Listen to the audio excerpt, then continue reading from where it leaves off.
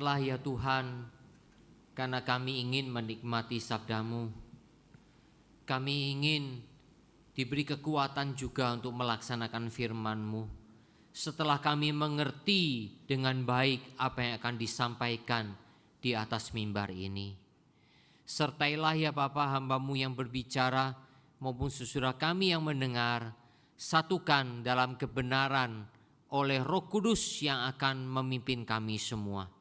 Dengar seluruh doa kami ya Bapa yang kami panjatkan dalam nama Tuhan Yesus Kristus. Amin.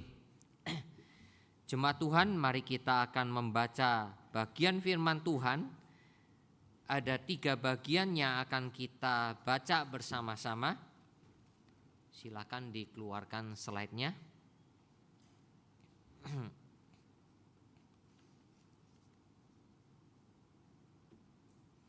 Pertama dari Mazmur 22. Mazmur 22 ayat 8 dan 9 serta ayat 19.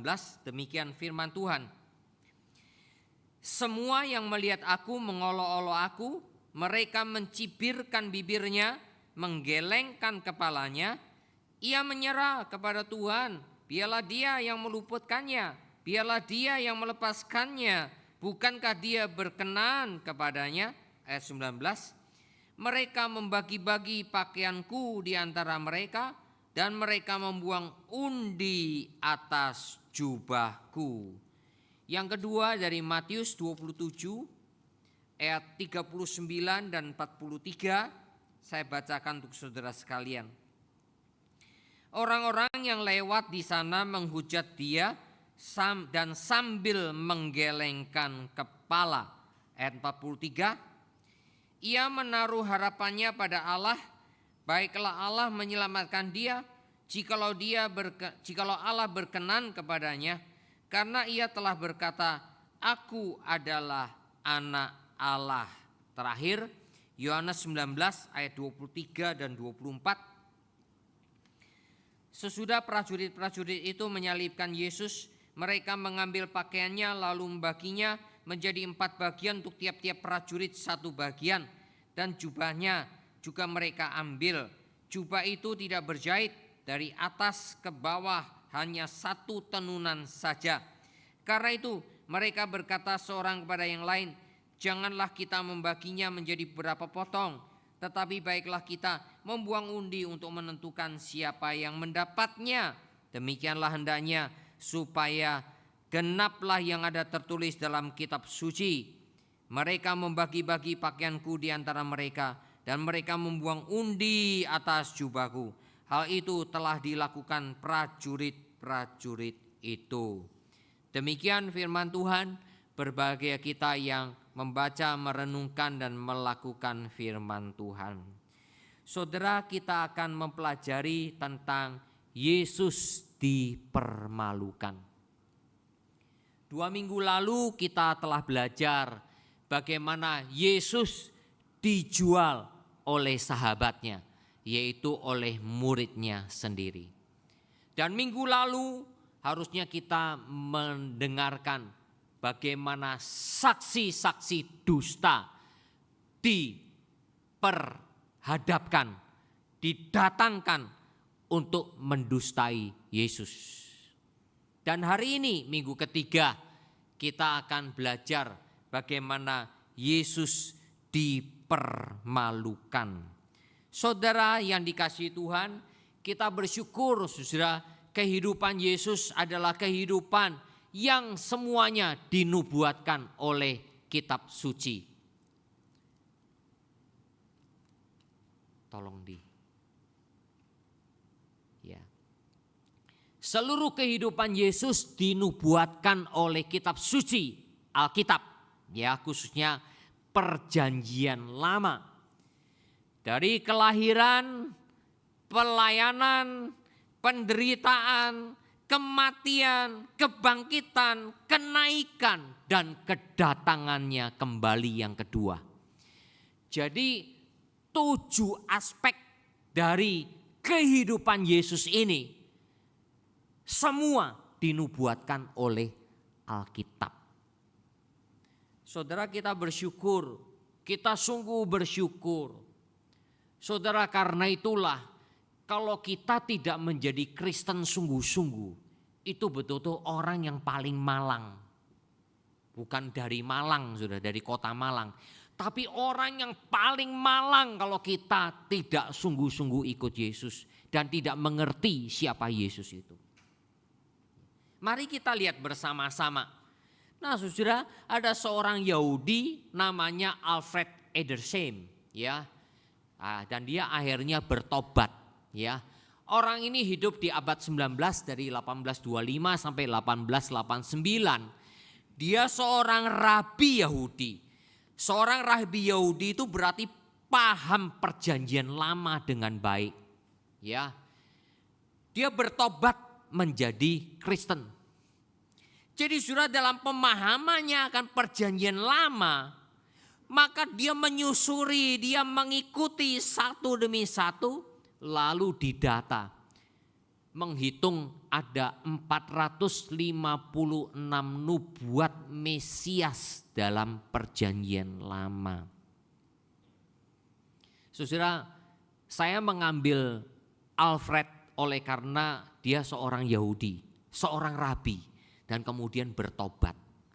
Memang sudah beberapa penafsir Alkitab agak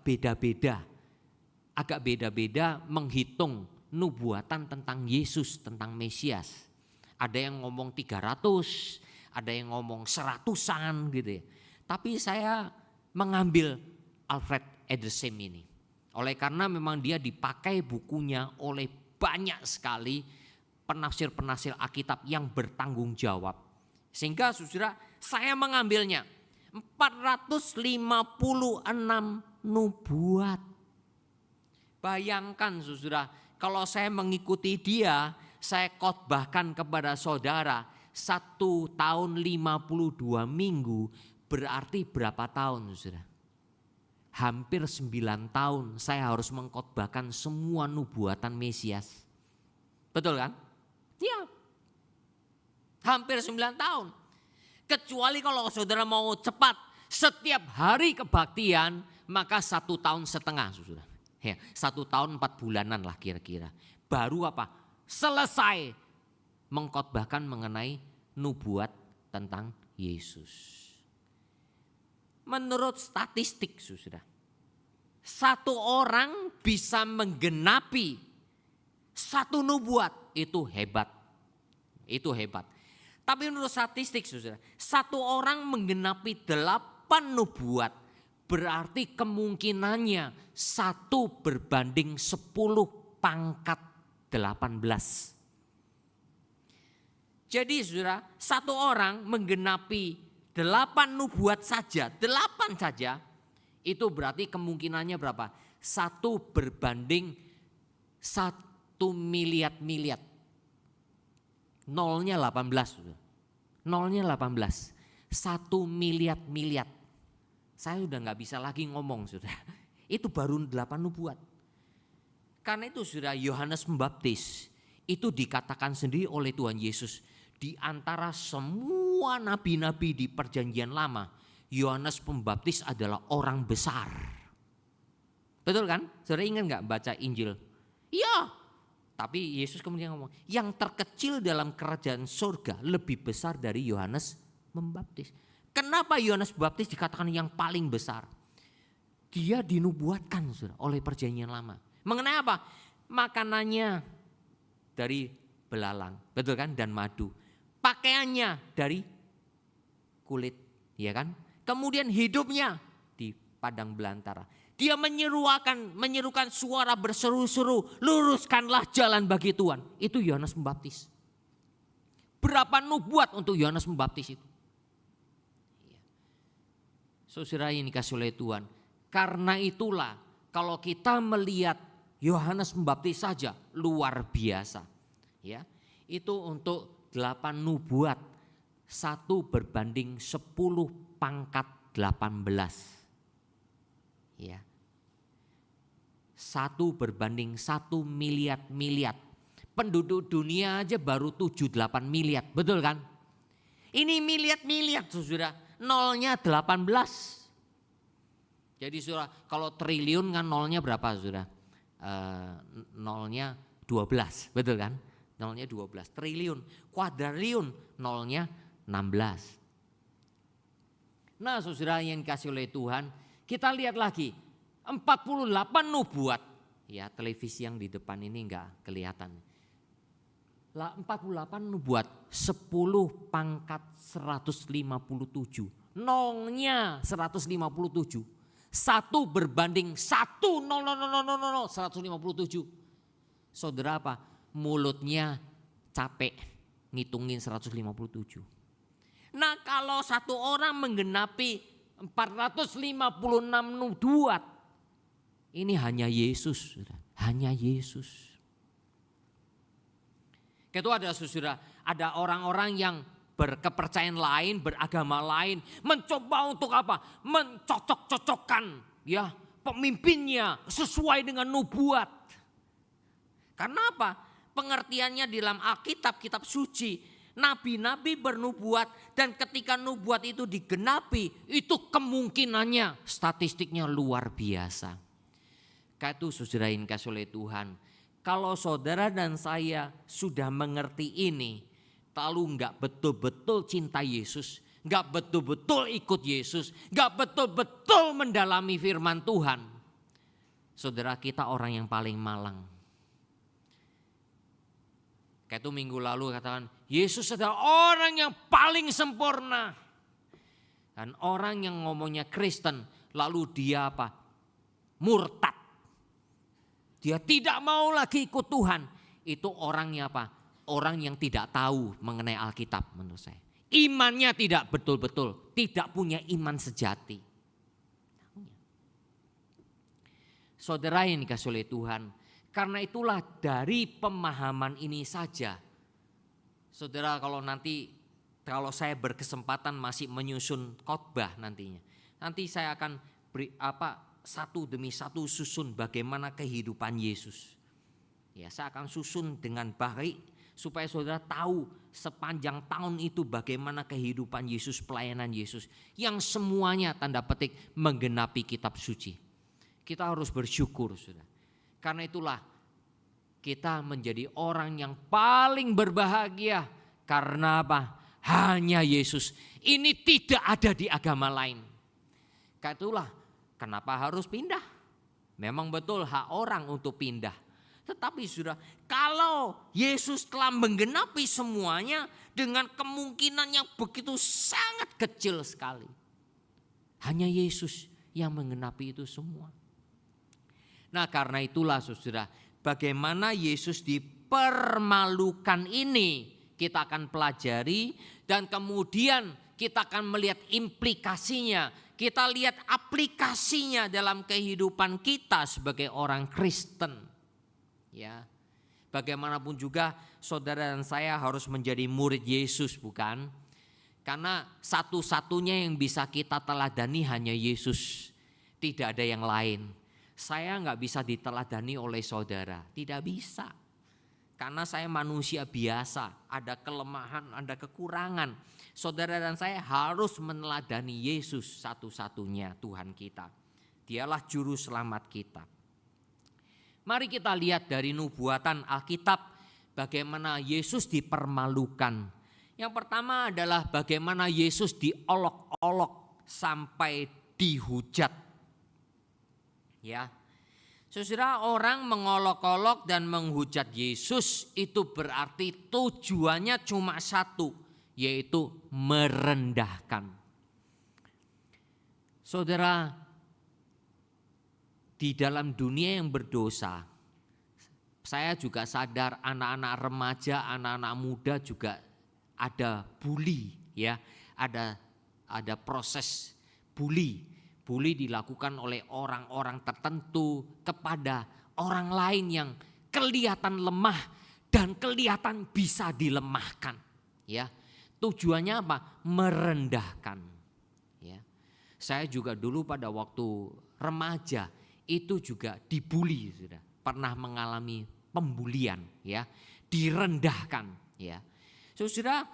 Jadi Itu terjadi dalam kehidupan yang berdosa ini. Nah saudara, ingat kita harus menghindari itu semua sebagai orang percaya. Karena apa? Di dalam Mazmur 1 ayat 1 diingatkan. Berbahagialah orang yang tidak mengikuti nasihat orang fasik, tidak berjalan di jalan orang berdosa, dan tidak duduk dalam kumpulan pencemooh. Ya, tapi yang berbahagia adalah orang yang merenungkan firman Tuhan, Taurat Tuhan siang dan malam dan yang melakukannya. Itu di ayat yang kedua. Nah, saudara, ayat pertama ini dalam Mazmur mengingatkan kepada kita adanya suatu rangkaian peningkatan. Ya, pertama tingkah laku itu pertama fasik. Fasik itu apa, saudara? Berpikirannya seperti orang fasik, menginginkan kejahatan. Hal-hal yang bersifat jahat, fasik, yang tidak saleh.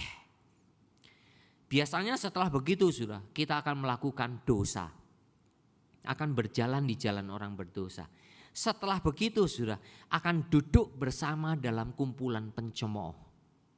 Saya pernah menuliskan paper ini, Mazmur 1. Ayat 1 sampai 6 menjadi paper. Ya, bagaimana pemahaman tentang Mazmur ini. Ya, saudara, saya lihat benar-benar suatu sifat peningkatan. Nah, apa yang kita bisa pahami di sini, saudara? Saudara, kita ini orang berdosa. Kita hidup di dalam natur dosa. Cepat sekali bagi kita untuk berbuat dosa. Cuma dikasih selentingan sedikit, cuma dikasih api sedikit, wah itu bisa berkobar dengan cepat sekali. Nah, karena itulah saudara, kita harus waspada. Yakobus memperingatkan, api yang kecil bisa membakar hutan. Ya. Begitu pula dosa yang kecil bisa memberangus karakter kita, hidup kita. Ya. Yang tadinya kelihatan sebagai anak Tuhan, kok tiba-tiba kok jadi anak iblis gitu, ya. Kok lain karakternya, kok beda, ya. Karena itulah saudara, ada nasihat yang saya coba cari-cari sudah. Ini katanya ada di Bilo Stores di Texas, ya. Dituliskan di supermarket itu saudara. Perhatikanlah pikiranmu, karena itu akan menjadi kata-katamu. Perhatikanlah kata-katamu karena itu menjadi tingkah lakumu. Perhatikanlah tingkah lakumu itu menjadi habitmu, kebiasaanmu. Perhatikanlah kebiasaanmu itu akan menjadi karaktermu. Dan perhatikanlah karaktermu, itulah dirimu. Your destiny. Saudara, semua berawal dari hati pikiran kita. Dan nanti akhirnya menjadi karakter siapa dirimu. Kalau hati kita selalu dipenuhi iri hati, pikiran kita dipenuhi iri hati, nanti kata-kata kita yang keluar semua iri hati. Pasti. Setelah itu akan menjadi tingkah laku kita, iri. Setelah itu jadi habit, kebiasaan. Lalu jadi karakter, dan itulah dirimu. Orang yang iri hati. Kalau saudara dan saya selalu berpikiran merendahkan orang lain, tujuannya merendahkan orang lain, nanti yang keluar kata-katamu merendahkan orang lain, pasti. Karena mungkin kita merasa diri sombong lebih tinggi dari orang lain. Kita akhirnya merendahkan orang lain. Dan akhirnya siapa dirimu? Saya percaya walaupun saya belum mengikuti banyak, di beberapa suku bangsa punya pepatah-pepatah begini. Orang Tionghoa juga sama. Ya. Saudara, orang-orang bijaksana itu kadangkala Tuhan hadirkan di setiap suku bangsa. Supaya apa? Supaya setiap suku bangsa itu belajar dari orang-orang bijaksana itu yang menyelidiki mengenai tingkah laku manusia. Mengenai sosialita yang ada. Karena itulah kita harus berhati-hati sebagai orang Kristen.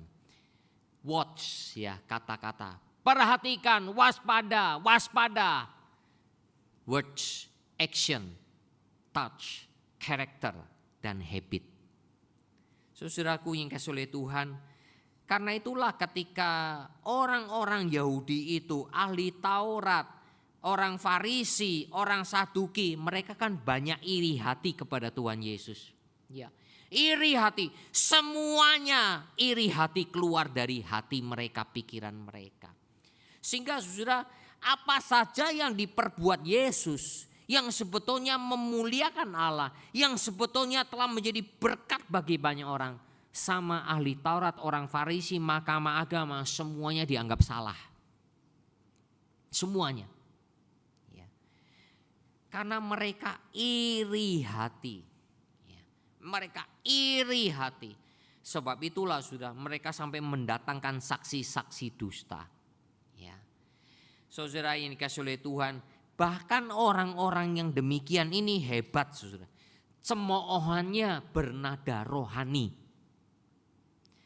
Kalau orang-orang dunia sudah cemoohannya kan nadanya nada-nada duniawi, ya kan? Nadanya jelek sekali. Tapi saudara, mereka ini ahli Taurat, orang Farisi, orang Saduki, cemoohannya rohani saudara. Akhirnya rakyat ikut serta. Biar Tuhan yang melepaskan dia. Kalau betul berkenan kepada dia. Sampai kepada penghujatan.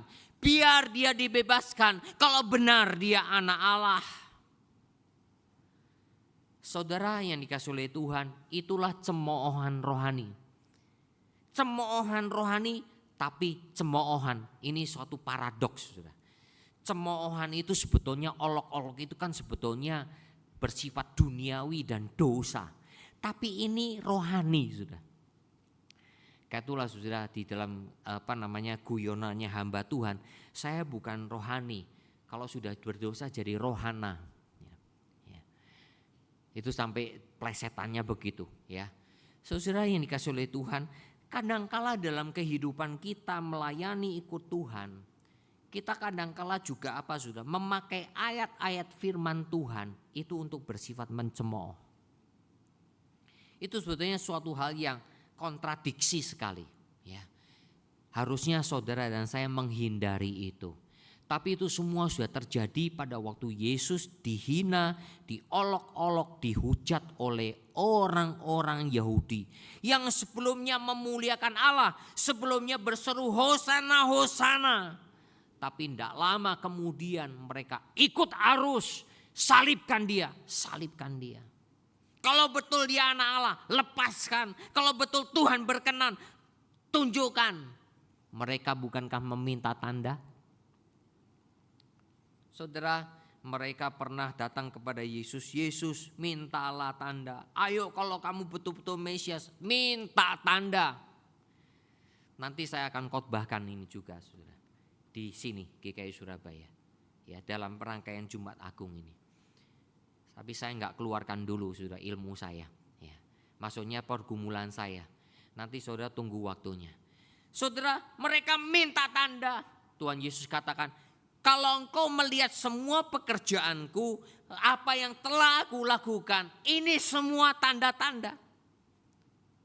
Kalau kamu enggak percaya kepadaku, percayalah kepada tanda-tanda yang telah aku lakukan. Mereka enggak percaya. Karena itu ketika mereka datang kepada Tuhan Yesus, mereka minta tanda. Tidak ada tanda lain selain tanda Nabi Yunus. Ada di perut ikan 3 hari 3 malam. Demikianlah anak manusia akan ada di perut bumi 3 hari 3 malam. Saudara yang dikasih oleh Tuhan. So itu saya perkhotbahkan kan. Engkau minta mujizat. Mujizat mau percaya Tuhan. Orang yang mau percaya Tuhan berdasarkan mujizat. Itu tidak menjamin dia betul-betul punya iman yang benar. Tidak menjamin. Karena iman yang benar hanya dari firman Allah. Sekali lagi saudara, itu firman Tuhan. Iman timbul dari pendengaran oleh firman Allah. Iman tidak timbul dari mujizat. Iman tidak timbul dari mujizat. Tapi iman timbul dari firman Allah. Ya. kalaupun ada mujizat dan Tuhan perkenan, itu adalah bagian anugerah Tuhan. Titik. Dah. Ya. Saudara yang dikasihi oleh Tuhan, karena itulah mendengar itu semua, Tuhan Yesus diam. Tuhan Yesus diam. Seperti domba yang kelu, yang dibawa ke pembantaian. Dia diam, dia tidak membela diri, dia tidak menjadi marah, dia tidak menjadi panas hati, tidak. Saudara, kalau saudara dan saya diolok-olok orang, marah enggak saudara? Direndahkan orang, marah enggak? Oh dia enggak ada apa-apanya, marah enggak saudara? Gampang marah kan? Gampang marah kita ini. Ya karena itu natur dosa kita, sedikit disulut langsung ya. Gampang sekali karena kita berdosa. Tapi Tuhan Yesus berbeda. So itulah saudara, apa itu arti kata gentleness? Lemah lembut. Bahasa Indonesia sebetulnya kata lemah lembut kadang-kala diartikannya bisa beda ya. Ada kata lemahnya itu yang enggak enak ya, lemah lembut ya. Walaupun sebetulnya itu padanan kata yang enggak boleh dipisahkan ya. Ya. Lemah lembut, gentleness. Gentleness itu apa saudara? Gentleness itu tahu kapan bicara, tahu kapan diam, tahu kapan marah, tahu kapan menasehati, tahu mengendalikan diri, tahu mengendalikan emosi, tahu berpikir bagaimana, tahu berkehendak bagaimana, berkeinginan bagaimana. Itu gentleness. Itu Yesus, Tuhan kita. So itulah saudara, ketika dia menggenapi semua nubuatan Alkitab, dia lakukan dengan penuh kesadaran. Yaitu saudara, ketika saudara mendengarkan khotbah 2 minggu lalu, hamba Tuhan itu berkata, dia tidak terpengaruh oleh Yudas. Apa yang kau mau lakukan, lakukanlah. Saudara, ada penafsir yang mengatakan Yudas itu berjasa untuk kematian Yesus. No. Orang yang menafsirkan begitu itu terlalu cetek, terlalu naif pikirannya. Yudas tidak berjasa untuk kematian Tuhan, tidak. Alkitab ngomong sebaliknya, celakalah dia, betul kan? Tidak berjasa, tidak. Celakalah orang yang menyerahkan anak manusia. Lebih baik baginya tidak dilahirkan. Jadi saudara, Yesus sadar, Yesus sesadar-sadarnya. Dia tidak memarahi Yudas. Dia bilang, kamu sudah kasih makan roti, bahkan perjamuan kudus terakhir itu, ya kan? Sahabatku yang memakan roti bersama aku menjual aku, mematuk tumitku. Lagi perjamuan terakhir dengan Yesus, Tuhan kasih roti dalam perjamuan itu. Apa yang kamu ingin lakukan, lakukanlah. Yudas sedang melaksanakan rencana setan, tapi Yesus sedang melaksanakan rencana Allah. Ini paradoks sekali. Paradoks sekali. Jadi saudara yang dikasih oleh Tuhan, itulah saya melihat gentleness-nya Tuhan Yesus Kristus. Alangkah indahnya saudara dan saya terus ikut Tuhan. Tahu kapan bicara, tahu kapan diam, tahu kapan berkeinginan, tahu kapan berpikir, tahu kapan apa. Jadi selalu terkonek dengan yang di atas. Itulah artinya apa? Kita menyerahkan seluruh hidup kita kepada Tuhan. Walaupun saya sadar, tidak ada yang sempurna di antara kita. Saya juga jatuh bangun, sudah. Saya jatuh bangun. Kadangkala keinginan daging kita yang terjadi, betul kan? Saudara, kalau kita lagi lapar-lapar, nanti ada doa puasa, ya, lagi ada doa puasa. Harusnya kan makin dekat Tuhan. Tapi kadang-kadang perut kita keroncongan, gitu, kriuk-kriuk, ya. Apalagi tetangga goreng apa, ya, ada nasi gudeg atau nasi uduk, ada kok kecium baunya, kriuk-kriuk. rasanya pengen makan gitu kan. Kita ini gampang apa? Gampang untuk apa? Pikiran kita teralihkan gitu. Gampang sekali. Sangat rentan istilahnya. Gampang pecah pikiran kita. Tapi enggak apa-apa. Itulah namanya pergumulan. Alkitab mengatakan bukan malaikat-malaikat yang diselamatkan, tetapi anak-anak manusia yang terdiri dari darah dan daging. Itulah yang diselamatkan oleh Tuhan. Jadi saudara, itulah bedanya. Malaikat jatuh dalam dosa tidak diselamatkan. Manusia jatuh dalam dosa diselamatkan. Dan Tuhan jadinya manusia, bukan jadi malaikat, tidak. Saudara, itulah anugerah Allah yang luar biasa untuk saudara dan saya. Mari kita belajar. Ketika ada orang mengolok-ngolok kita, ketika ada orang yang memberikan kabar fitnah kepada kita, reaksi saudara seperti apa? Marah? Mau membela diri?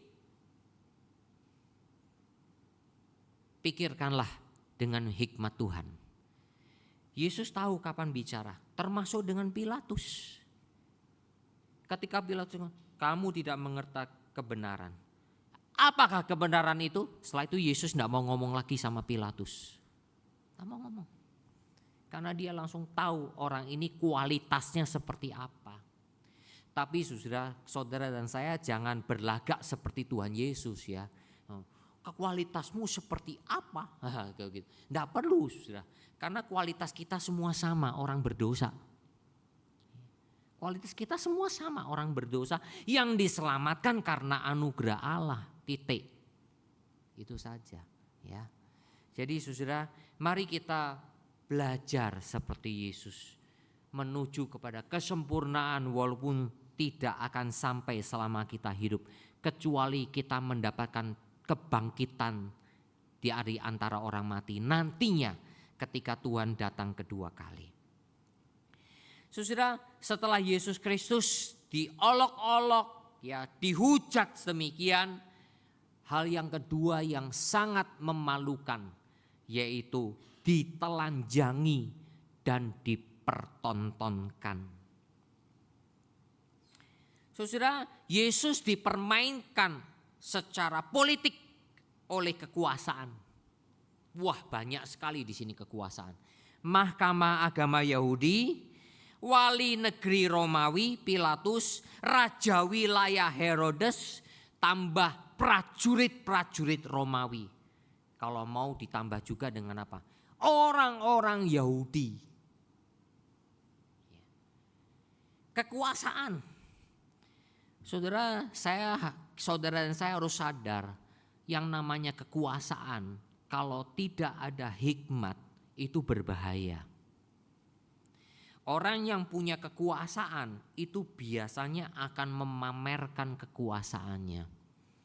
Itu pepatah Tionghoa seringkali mengatakan, kalau kamu mau tahu karakter seseorang, beri dia kekuasaan, maka seperti apa dirinya. Kalau saudara dan saya diberi kekuasaan, kita akan jadi apa? Ya. Kayak itulah kepada Pilatus, dia ngomong dengan sombong, aku berkuasa untuk membebaskan kamu. Kuasa itu bukan dari kamu kalau tidak dikasih dari atas. Saudara yang dikasih oleh Tuhan, kita seperti apa? Ya. Begitu pula dengan saya. Kalau saya diberikan kekuasaan, saya akan jadi seperti apa? Saudara yang dikasihi oleh Tuhan, mari kita lihat bersama-sama ya. Ini jarang dikotbahkannya. Yesus bagaimana ditelanjangi dan dipertontonkan. Oleh karena apa saudara? Kalau kita melihat film-film mengenai penyaliban Tuhan Yesus, bahkan yang terakhir film Passion yang sangat luar biasa itu, kita tidak melihat orang ditelanjangi.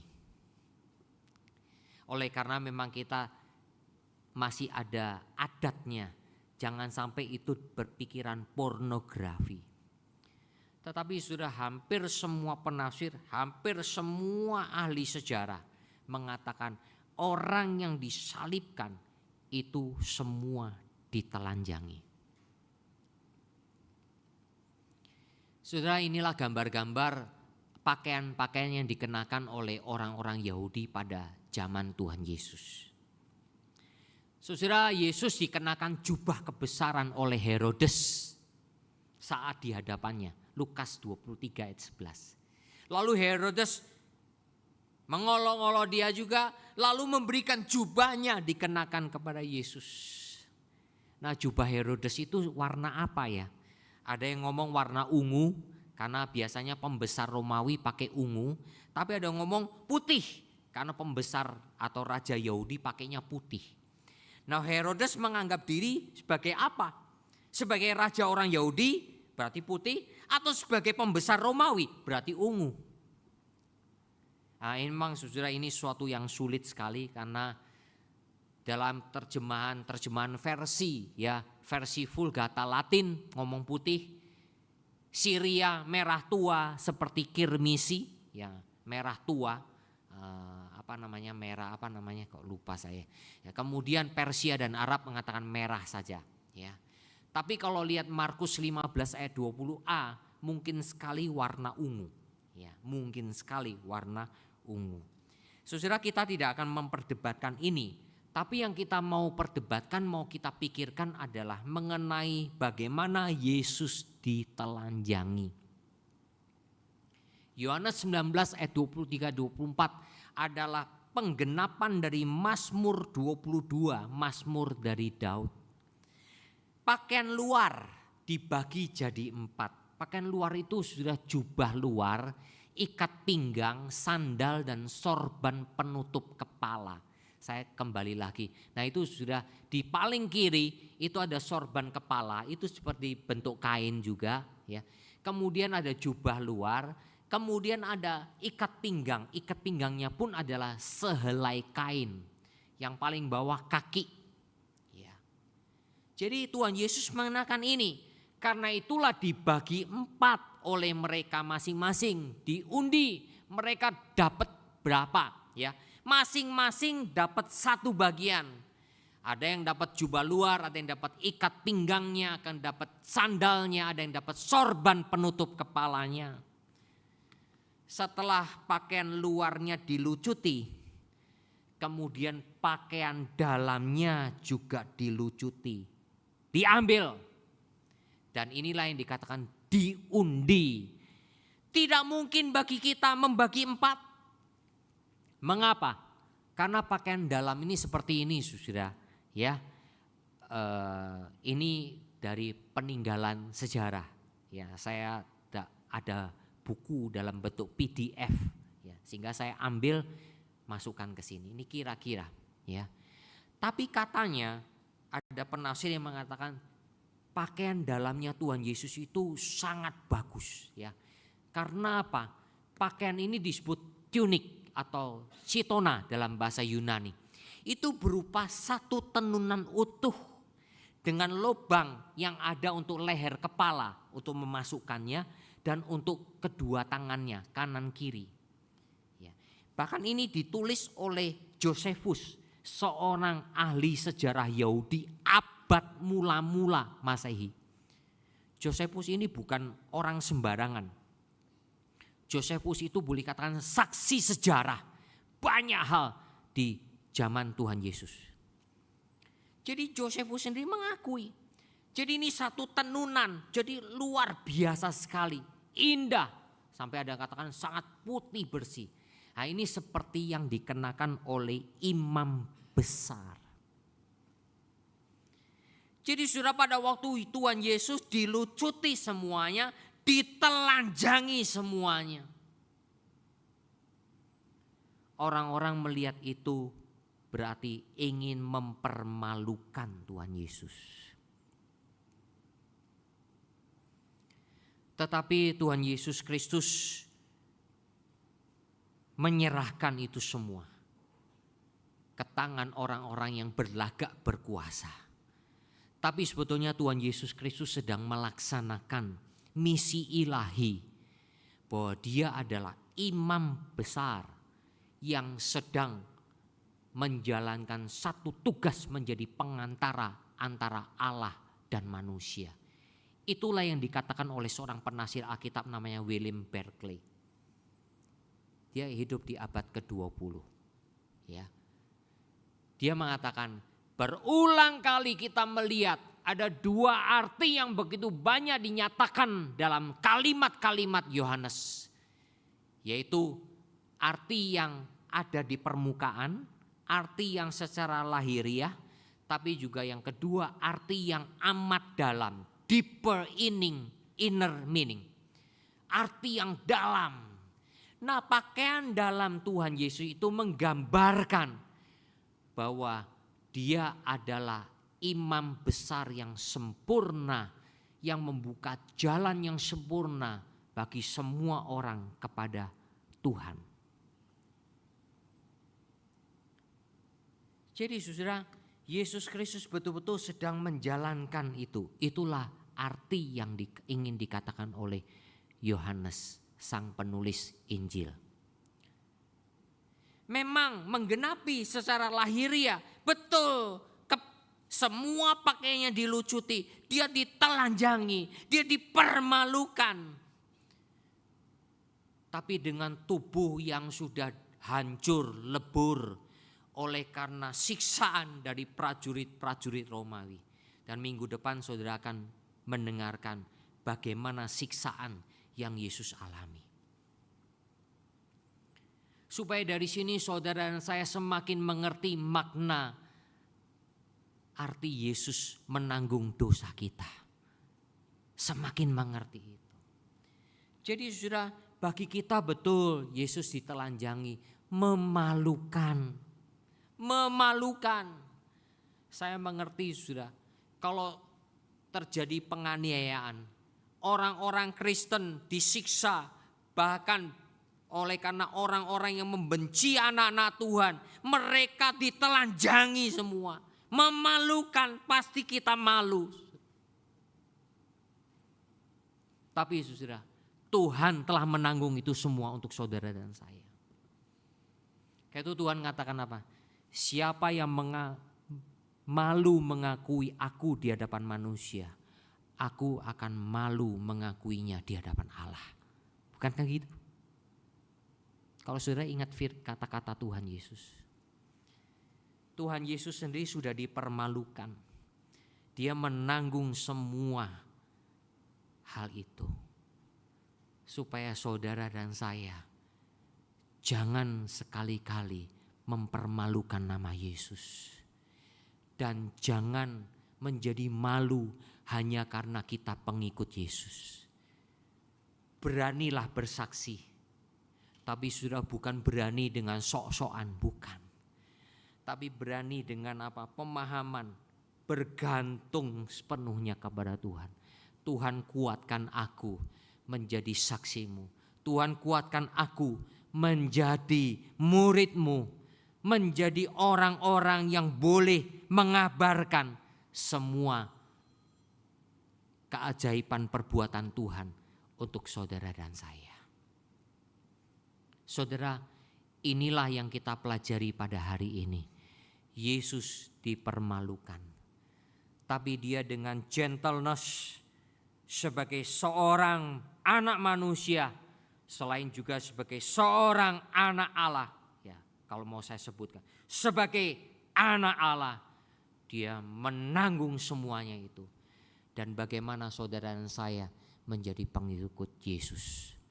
Mari kita berdoa. Bersyukur berterima kasih Bapa, firman-Mu telah kami dengar.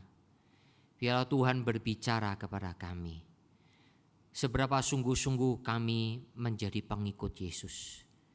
Seberapa dalam kami mencintai Tuhan. Seberapa kuat kami menjadi pengikut Yesus. Tuhan tahu.